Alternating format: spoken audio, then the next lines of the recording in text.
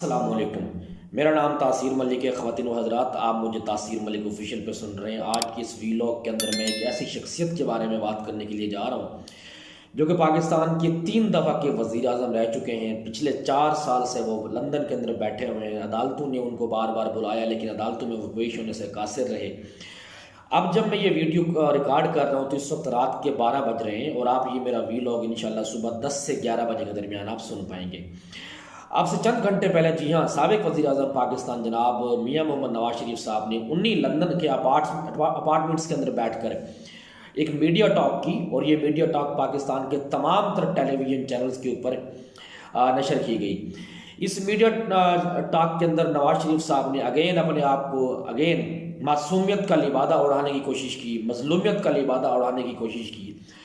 बज़ाहिर मैं खुद इस मीडिया टॉक को सुनने के लिए बड़ा बेचैन था कि 4 साल के बाद साबिक वज़ीर आज़म साहब का एक प्रॉपर इंटरव्यू जो है वो टेलीविज़न पर नशर होगा, तो मुल्क की खदोखाल के बारे में बात करेंगे, मुल्क की मईशत के बारे में बात करेंगे, कोई खारजा पॉलिसी के बारे में बात करेंगे, मुल्क की वक़ार के बारे में बात करेंगे कि मुल्क की वक़ार को किस तरीके से बुलंद किया जा सकता है। इस वक्त की जो मौजूदा critical political and economics condition है पाकिस्तान में, जिससे पाकिस्तान गुजर रहा है, उसके हवाले से बात करेंगे। लेकिन मुझे नहीं पता था कि ये मीडिया टॉक भी हमेशा की तरह प्लान होगी। आपको पता है, जैसे नवाज शरीफ साहब और आसिफ अली जरदारी साहब, बाय द वे इन दोनों के बारे में, इन दोनों शख्सियात के बारे में बड़ा एहतराम है इन दोनों के लिए, कतई नज़र इसके कि इनकी मुझे किन किन पॉलिसीज़ से मुझे इख्तलाफ है, लेकिन शख्सी तौर पर जो है मैं इनकी कदर करता हूँ। इनके साथ किसी भी किस्म का ज़ाती इख्तलाफ नहीं है, इनके पॉलिसीज़ के साथ मेरा इख्तलाफ है, और यही वजह है कि मैं अक्सर इनके अगेंस्ट बोलता हुआ आपको नज़र आता हूँ। तो मियां नवाज शरीफ साहब ने आज उन्हीं अपार्टमेंट्स के अंदर बैठकर जो है वो बात की है। नवाज शरीफ साहब ने हमेशा की तरह इस मीडिया टॉक को मैनेज किया। आसिफ अली जरदारी साहब हूँ या फिर नवाज शरीफ साहब हूँ, इन्होंने हमेशा जब भी मीडिया टॉक किया है, इन्होंने पसंदीदा मीडिया चैनल्स के साफियों को बुलाकर हमेशा मीडिया टॉक की है, और ये हमेशा जो है वो रिकॉर्डेड मीडिया टॉक करते हैं। पहले रिकॉर्डिंग करते हैं, फिर उसमें एडिटिंग करते हैं, फिर उसके अंदर 4 से 5 दफ़ा देखते हैं कि हमने कोई ऐसी वैसी बात तो नहीं कर दी। साफियों को पहले वो स्क्रिप्ट दे दिया जाता है, जिस स्क्रिप्ट के तहत उनको ये कहा जाता है कि आपने फ़लाँ सवाल पूछना है और फ़लाँ सवाल नहीं पूछना। खैर, अल्हम्दुलिल्लाह मियाँ साहब की सेहत जो है वो आज बड़ी अच्छी लग रही थी। वो बिल्कुल बबलू से और लाल टमाटर से, और उनका ज़बरदस्त गोरा चिट्टा रंग और बड़ा खूबसूरत गबरू जवान की तरह वो आज नज़र आ रहे थे। अल्लाह पाक उनको मज़ीद सेहत दे। लेकिन मियां नवाज शरीफ साहब आज इस प्रेस टॉक के अंदर सिर्फ रोए नहीं है, बाकी सब कुछ किया है।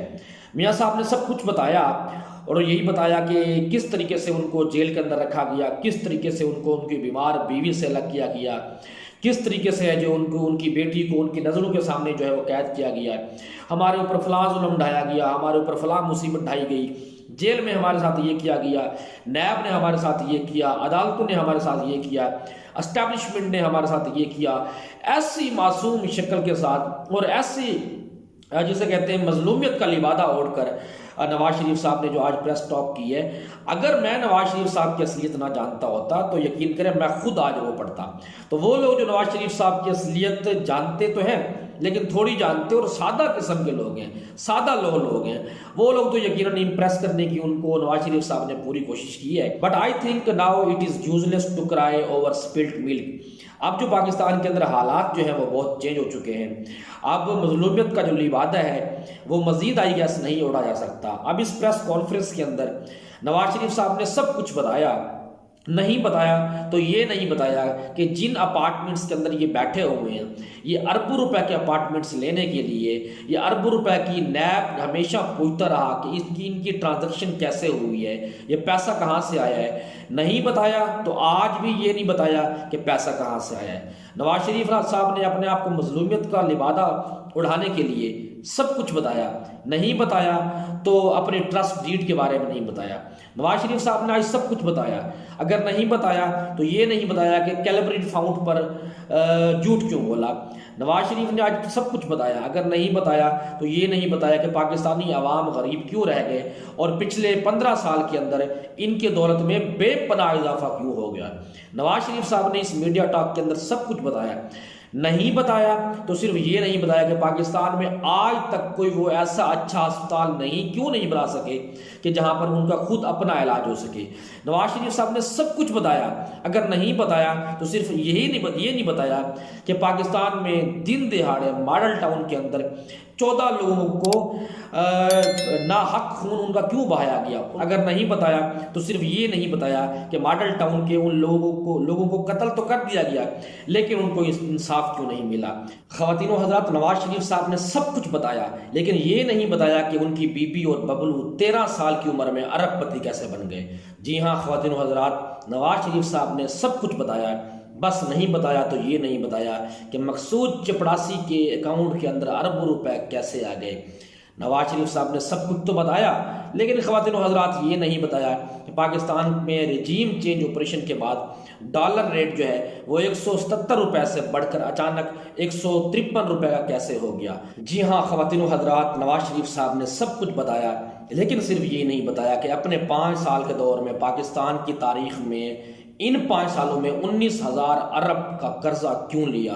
ख़वातीनो हज़रात, नवाज शरीफ साहब ने सब कुछ बताया, सिर्फ ये नहीं बताया कि जाते जाते पाकिस्तान में तारीख का बुलंद तरीन करंट अकाउंट डेफिसिट क्यों छोड़ के गए।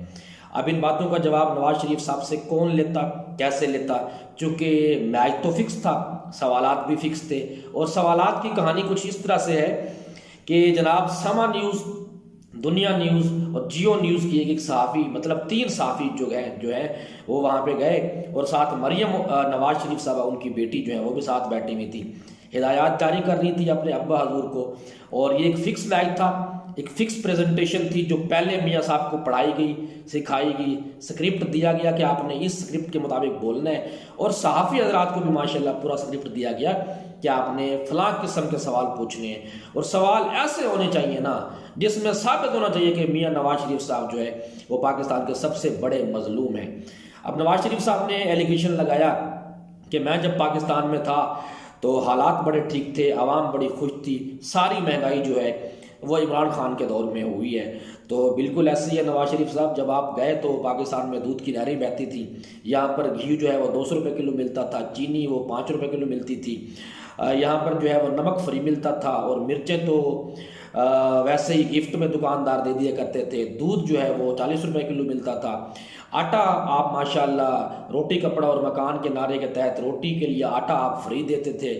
नवाज शरीफ साहब अगर ये सब कुछ आप देकर गए थे तो 3 साल के अंदर इमरान खान साहब ने इन तमाम तर चीज़ों का बेड़ा गर्क कैसे कर दिया। और आप ये साबित करना चाहते हैं कि इमरान खान के दौर में महंगाई हुई और हमारे दौर के अंदर चीज़ें सस्ती थी और हमने आवाम को रिलीफ दिया, तो फिर उससे पीछे से शुरू करें, अपने से पीछे से शुरू करें। जब आपने आसिफ अली जरदारी साहब से जब आपने हुकूमत ली तब डॉलर का क्या रेट था, आटे का क्या रेट था, घी का क्या रेट था, डीजल का क्या रेट था, उस वक्त जो है वो पाकिस्तान के अंदर मिर्च का पैकेट कितने का था, नमक का पैकेट कितने का था, दूध के 1 लीटर की प्राइस कितनी थी। तो मियाँ साहब थोड़ी सी आप जहमत करें, मज़ीद पीछे से शुरू करें। और फिर जरदारी साहब ने जब परवेज़ मुशर्रफ साहब से चार्ज लिया था उस वक्त चीज़ों की कीमतें कितनी थी। इनफैक्ट आपने पाकिस्तान की तारीख का सबसे बड़ा कर्जा छोड़ा है, पाकिस्तान की तारीख का सबसे बड़ा करंट अकाउंट डेफिसिट छोड़ा है, जिसको मैनेज करते करते आप एक जाल के अंदर इमरान खान साहब को फंसा के गए। और खान साहब ने जो है एक लूली और लंगड़ी हुकूमत होने के बावजूद आपके किए हुए गंद को जो है वो पाकिस्तान से धोया और पाकिस्तान को 6% की जो है वो इकोनॉमिक ग्रोथ पर पाकिस्तान की तारीख में 17 साल में पहली दफ़ा लेकर गए।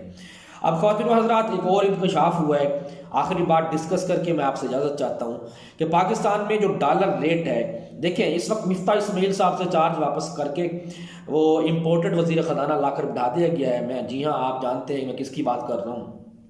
इसहाक डार साहब जो इस वक्त ख़जाने की कुंजी लेकर बैठे हुए हैं, इसहाक डार साहब और मिफ्ता इस्माइल साहब के दरमियान 19 और 20 का फ़र्क है, मतलब एक शेर है तो दूसरा सवा शेर है। अब ये एक बहुत बड़ा इंकशाफ हुआ है कि डॉलर रेट जो है वो मसनूई तरीके से उसको अपग्रेड किया गया है। डॉलर का रेट जानबूझ के जो है वो एक मोनोपोली के तहत हाई रखा गया है। तकरीबन 13 कॉर्पोरेट बैंक्स ऐसे हैं बड़े जिन्होंने डॉलर रेट हाई होने की वजह से तकरीबन 53 अरब रुपए जो है वो कमाए हैं। By the way that is a very dangerous allegation and that is a very serious allegation. इसके ऊपर पूरी तहकीक होनी चाहिए, इसके ऊपर जो है वो पूरा जुडिशल कमीशन बैठना चाहिए। और डॉलर के का जो इस वक्त इन्फ्लेशन पाकिस्तान की तारीख की सबसे बुलंद तरीन इन्फ्लेशन रेट पाकिस्तान में गया है, ये डॉलर रेट की वजह से गया है। एक्सचेंज रेट आपको पता है डिस्टर्ब हुआ है। तो जिन जिन लोगों ने डॉलर रेट ऊपर जाने की वजह से अपनी जेबें भरी हैं, उन लोगों के गिरबानों तक जो है वो पहुंचना चाहिए, उनका एहतसाब होना चाहिए। और आई एम श्योर, बल्कि मुझे यकीन है कि जिस तरीके से डॉलर रेट जो है वो 4 महीने की कम तरीन अरसे के दौरान बुलंद तरीन सतह पर गया है, तो यकीनन इसमें बहुत बड़े बड़े ऐसे टाइकॉन्स हैं, बहुत बड़े बड़े ऐसे बिजनेस माफियाज हैं जिनके बराह रास्त लिंक हैं, जिनके लिए हुकूमत स्ट्रैटेजी बनाती रही है। आवाम आदमी के लिए इन्होंने पॉलिसी ऐसी बनाई है कि आम आदमी जो है वो महंगाई की चक्की में पिसता रहा है। और डॉलर रेट अपग्रेड होने की वजह से जो भी इनके साथ जुड़े हुए इनके तमाम तर वो लोग जो इनके साथ जुड़े हुए थे, उनके लिए वो तमाम तर मुआशी पॉलिसियाँ बनाई गई हैं ताकि उन लोगों को फ़ायदा पहुंचाया जाए। आई एम श्योर जब इसकी तहकीकात होंगी तो यकीनन इम्पोर्टेड सरकार इस मैटर में भी फंसने के लिए जा रही है। थैंक यू वेरी मच, जज़ाकल्लाह।